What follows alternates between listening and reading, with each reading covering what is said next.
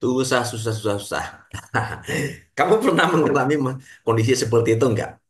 Dalam menyelesaikan pendahuluan bab satu, dan setiap kali diserahkan kepada dosen pembimbingmu, selalu dicoret sana-sini, dikembalikan dan dianggap tidak selesai atau tidak lengkap. Nah, untuk skripsi, tesis, dan disertasimu yang selalu seperti itu ketika tiap kali bertemu dengan dosen pembimbingmu, nah sini, aku mau coba bantuin kamu ya. Ikutin ini ya, gini caranya. Nah, kamu bisa pergunakan satu website online ini ya, satu aplikasi website online. Nah, ini nih. Kamu eh, tulis aja Gitmind. Nah, ini nih.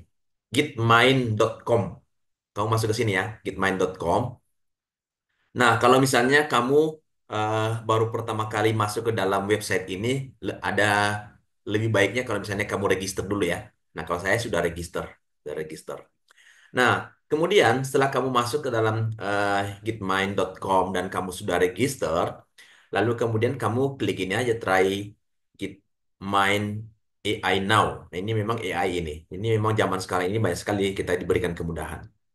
Lalu kemudian dari sini klik mind mapping. Ini ya, mind mapping.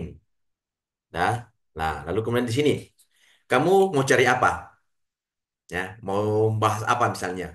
Contoh misalnya kalau kamu mau menulis tentang pembelajaran jarak jauh ya. Gini contoh saja. Pembelajaran jarak jauh. Nah, mungkin ini ya. Kita tambah depannya aja efektivitas. Efektivitas. Efektivitas. Nah, ini ya. Efektivitas pembelajaran jarak jauh. Ini bisa dikatakan topiknya seperti itu ya. Lalu kamu klik ini nih. Generate. Ya, ini klik ya. Generate. Oke, saya sudah klik. Generate. Kita lihat. Nah, ini nih. Dia proses ya. Ini topiknya.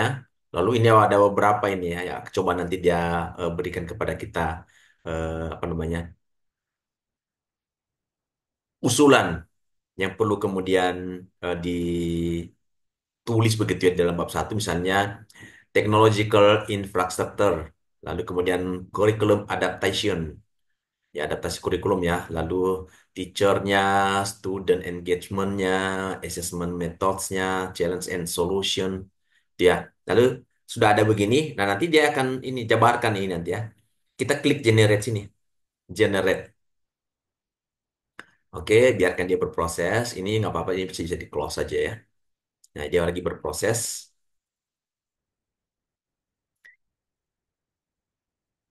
Nah, ini menurut saya keren ini ya, sangat menolong sekali. Sehingga kita tahu apa yang kita harus kemudian kerjakan. Seperti itu ya. Jadi, pasti sangat menolong. Oke, dia masih proses. Nah, ini mind mappingnya bagus. Ini salah satu aplikasi yang bagi saya sangat menolong kita secara khusus para mahasiswa ya, yang sedang menyelesaikan tugas akhir. Seperti itu. Coba kita lihat. Nah, tadi kan itu ada beberapa ini ya, beberapa